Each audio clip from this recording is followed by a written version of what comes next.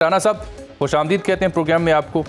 ये आपने कैसे कह दिया कि इमरान खान साहब जो हैं वो कोई मजमून उन्होंने लिखा ही नहीं और कोई मजमून उनका छपा ही नहीं, चाहे वो टाइम का हो या किसी और जगह पे हो, और उनका एक्स भी कोई और ऑपरेट करता है? How come? पीटीआई तो उसे ऑन करती है कि ये खान साहब की तहरीर है, खान साहब के अल्फाज हैं। बात यह है कि जो जेल के ज़राए हैं वो उनका यही पॉइंट ऑफ व्यू है कि ना वो कोई तहरीरी तौर पे कोई आर्टिकल लिखते हुए नजर आए, ना कोई ऐसी एक्टिविटी वहां से ऑफिशियली कोई ट्रांसमिट की गई, कोई खतो खिताबत की गई। और वैसे भी आप खुद बताएं कि एक जेल में जो कैदी हो वो सोशल मीडिया पे हर थोड़े अरसे बाद या थोड़े स्पेस के बाद जो है वो ट्वीट जारी करे, तो ये जाहिर सी बात है खान साहब के पास तो वहां मोबाइल की एक्सेस नहीं है, तो उनका ट्विटर हैंडल कौन हैंडल कर रहा है, कौन चला रहा है? और ये पाकिस्तान से भी नहीं चल रहा है, ये बहरूने मुल्क से चल रहा है। तो इसके पीछे डेफिनेटली फिर कोई बहरूने मुल्क की लॉबीज हैं जो इनको ऑपरेट करा रही हैं, जो इस तरह के आर्टिकल्स भी लिखती हैं। तो यही इससे साबित होता है, क्योंकि जो जेल की रिपोर्ट है उसमें तो ये क्लैरिटी है कि ना उनके पास सेलफोन है और ना वो तहरीरी तौर पे कोई चीज। हो सकता है ना कि जो रहनुमा उनसे मिलने आते हैं वकला अहले खाना, उन्हें डिक्टेट कर देती हूँ, उन्हें हिदायत जारी कर देती हूँ कि ये एक्स पे पोस्ट आनी चाहिए, ये मजमून का मतन होना चाहिए, ये भी तो पॉसिबल है ना?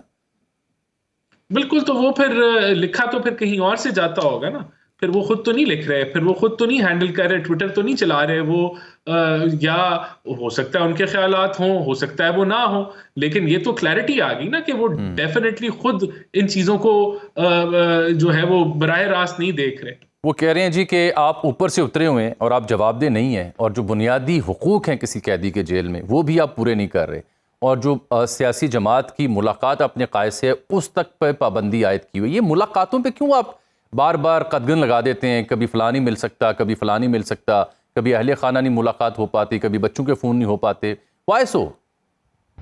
नहीं, देखें, मेरे ख्याल से ये प्रोपेगेंडा है। खान साहब की मुलाकातें बिल्कुल हो रही हैं, अपने वकला से भी होती हैं, अपनी फैमिली मेम्बर से भी होती हैं, और जो सियासी रहनुमा है उनसे भी होती हैं। अब जाहिर सी बात है खान साहब जेल में है, वो अगर इनका ख्याल है कि जेल में बैठे उनको पूरी पार्टी चलाने की इजाजत होगी और वो जब चाहे जैसे चाहे मुलाकातें करेंगे, तो ये तो नहीं हो रहा ना। ऑब्वियसली जो जेल मैनुअल के हिसाब से उनके राइट्स हैं वो 100% उनको मिल रहे हैं, उसके मुताबिक चीजें चल रही हैं। वैसे एक बात बताएं, जब मियाँ साहब जेल में थे, इंशाल्लाह ज़रा साहब तशरीफ ले आई हैं, जब मियाँ साहब जेल में थे तो क्या नून लीग उनकी जानिब नहीं देखा करती थी? उनसे जो कुछ मुलाकातें होती थी लोगों की, सियासतदानों की, सहाफ़ियों की, उस जानिब नहीं रुजू करती थी कि क्या हिदायत आ रही हैं? या तब मियाँ साहब से रहनुमाई लेना नून लीग ने बंद कर दी थी और रहनुमाई किसी और से लेते थे? ये तो वाजे कर देना, फिर फ़र्क वाजे हो जाएगा।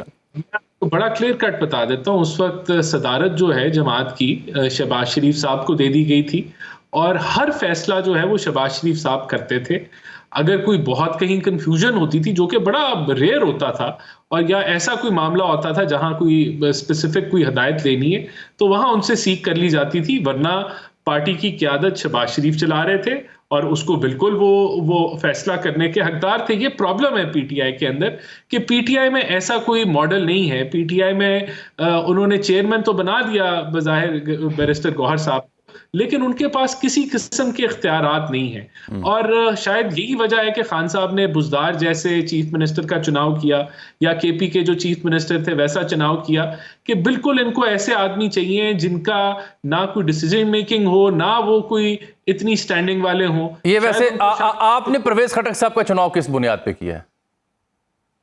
देखिए, परवेज खटक साहब जो है वो उन्होंने जो एक जमात के हकायक थे वो बयान किए, और उन्होंने जो है वो प्राइम मिनिस्टर ने उनको केपीके से नुमाइंदगी दी। ये तो प्राइम मिनिस्टर साहब की चॉइस है, मुझे उसकी डिटेल नहीं पता कि उन्होंने किन बुनियादों पे उनको चूज किया, लेकिन ये प्रेरोगेटिव जो होता है कि वफाकी काबीना में किसको शामिल करना है। मोहतरमा मेहरबानो कुरैशी कुछ मुस्कुराई हैं, मेरा ख्याल है परवेज खटक साहब के मामले के ऊपर कुछ कहना चाह रही हैं आप? वो कह रहे हैं प्राइम मिनिस्टर का इस्तेहकाक था, उन्होंने उनको काबीना में शामिल किया।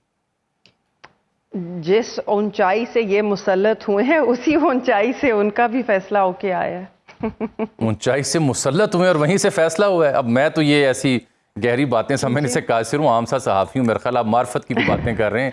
आपको अवाम समझ गई है, अवाम समझ गई है। राना साहब भी मेरे ख्याल समझ रहे हैं। नहीं, देखिए, मैंने तो आपको इसका जवाब दे दिया कि कैबिनेट के मेंबर्स कौन बनेंगे, कौन होंगे, ये एब्सोल्यूट प्लेजर और राइट होता है प्राइम मिनिस्टर का कि उन्होंने किसको शामिल करना और किसको नहीं शामिल करना। राणा साहब, ऐसे ये पीपल्स पार्टी ने आपके साथ शामिल होना था, पहले मरहले में कहा गया बाद में होंगे, अब भी नहीं उनको काबीना का हिस्सा बनाया गया और पीटीआई के कुछ तहफ़्फ़ुज़ात भी हैं, मैंने प्रोग्राम के इंट्रो में कुछ क्लिप्स भी चलाए हैं। तो क्या वजह है कि पीपल्स पार्टी कॉन्स्टिट्यूशनल ओहदों पर तो है लेकिन कैबिनेट में आपको साथ देने को तैयार दिखाई नहीं देती, या आप उन्हें लेना नहीं चाहते? नहीं, देखिए, मेरे ख्याल से ये डिबेट खत्म हो गई थी। कैसे? पहली दफा जब कैबिनेट बनी, उसके अंदर जब पीपल्स पार्टी नहीं शामिल हुई, उसके बाद कहीं ऐसा मौका नहीं आया कि यहाँ दोबारा से वो बात की गई हो कि पीपल्स पार्टी कैबिनेट में शामिल हो जाएगी, या उसके बाद हमने इनको ऑफर की हो या इन्होंने उस तरह का मुतालबा किया हो। जो एक तरीके से जो जो जो हमारी जिस तरह मामलात कंक्लूड कर गए शुरू में ही, उसी तरह से वो चल रहे हैं और उसमें कोई तब्दीली नहीं आई। पीपल्स पार्टी जो है वो वफाकी हुकूमत को सपोर्ट कर रही है और उसकी सपोर्ट के बगैर ऑब्वियसली जो है वो वफाक के अंदर हुकूमत नहीं कायम हो सकती पीएमएलएन की, लेकिन जो पावर शेयरिंग फार्मूला तय हुआ उसके मुताबिक ही वो चल रहे हैं। उनकी बलूचिस्तान में हुकूमत है और जो है वो सिंध में है और उनके पास आईनी ओहदे हैं, और यही पावर शेयरिंग फार्मूला जो है इसके तहत हम आगे बढ़ेंगे और उनकी सपोर्ट हमें जरूर हासिल है, लेकिन वो कैबिनेट का हिस्सा नहीं है। इसके अंदर कोई तब्दीली नहीं है। ठीक, राणा साहब, ये मैं सुन रहा था, मीना खान अफरीदी साहब हैं केपी से, वो on the floor of the house KP में कह रहे थे कि अगर हमारी इमरान खान साहब से मुलाकात नहीं होने दी जाती तो हम असेंबली का इजलास अडियाला के बाहर करेंगे, उसके वोट से हम असेंबली में आए हुए हैं और 7 पैरल अपोजिशन इत्तेहाद भी पीटीआई तगड़ा कर रही है, तो ये नौबत यहाँ तक आने क्यों आप दे रहे हैं? ये देखिए, जिस तरह मैंने आपको कहा कि जेल मैनुअल के मुताबिक जो मुलाकात का सिलसिला है वो जारी है और कोई ऐसी कतगन नहीं है, उसको फॉलो किया जाता है। जहां तक कोई जो है वो अलायंस की बात है कि कोई बड़ा अलायंस होने लगा है, तो देखें, वो तो इन्होंने जो अभी एलामिया जारी किया उसमें JUIF ने तो साइन नहीं किया और उनका मौक़िफ़ भी जो है वो बड़ा क्लियर है कि वो अभी तक किसी अलायंस का हिस्सा नहीं है। तो उसके अलावा तो कोई अलायंस नहीं है। बाकी जो लोग हैं वो सिंगल मेंबर्स हैं मुख्तलिफ जमातों से, या उनकी कोई इतनी स्ट्रीट पावर नहीं है, और पीटीआई है। तो ये तो अभी कोई इतना पीटीआई के अंदर तो खुद इतने इख्तलाफात हैं और एक दूसरे के साथ गुत्थम गुत्था मामलात हैं, तो ये कोई थ्रेट जो है वो हुकूमत के लिए नहीं बन सकते और ना कोई अभी ऐसी कोई सूरत हाल नज़र आ रही है। बाकी हुकूमत बिल्कुल इंगेज करने में बिलीव करती है। हम तो समझते हैं कि हमें इंगेज करना है। हमारी ऑफर आज भी स्टैंड करती है कि जो है हाउस में कमेटी मौजूद है जहां मामलात को आगे लाया जा सकता है और हम दीगर आप उन्हें, तो बहुत अच्छी बात, आप उन्हें इंगेज करने की ऑफर दे रहे हैं, लेकिन आप इख्तियार वली साहब को भी इंगेज करें या नहीं? देखें, इख्तियार वली साहब हमारे भाई हैं और बड़ा अच्छा उनका इनपुट होती है केपी के हवाले से, बहुत अच्छी वो पार्टी को बड़े अरसे से। एक बात बताएं, एक आम वर्कर, एक आम रहनुमा जो अरसे से पार्टी के साथ खड़ा, उसके दिल पे क्या बीतती होगी जब उसको पता चले कि उसे इग्नोर किया गया है? और परवेज खटक साहब जिनका ताल्लुक पीटीआई से रहा, फिर एक नई जमात उन्होंने बनाई, जो आपके रहनुमाओं के बारे में क्या कुछ नहीं कहा करते थे, जो इख्तियार वली भी ऑन एयर टीवी पे आकर सुनाते हैं, तो उसके ऊपर क्या बीती होगी? क्या मैसेज दिया आपने इस फैसले के बाद अपनी पार्टी के उन रहनुमाओं को, उन वर्कर्स को, उन सपोर्टर्स को जो दिहाइयों से आपकी पार्टी के साथ खड़े? मैं समझता हूं कि इख्तियार वली साहब डिजर्विंग कैंडिडेट हैं और इसके अंदर देखें, बदकिस्मती से सब लोगों को अकोमोडेट नहीं किया जा सकता, लेकिन इख्तियार वली साहब को मैं ये जरूर कहूंगा कि वो एक डिजर्विंग कैंडिडेट हैं और पार्टी की आदत को जरूर उनके लिए कुछ कंसिडर करना चाहिए। बिल्कुल ठीक है।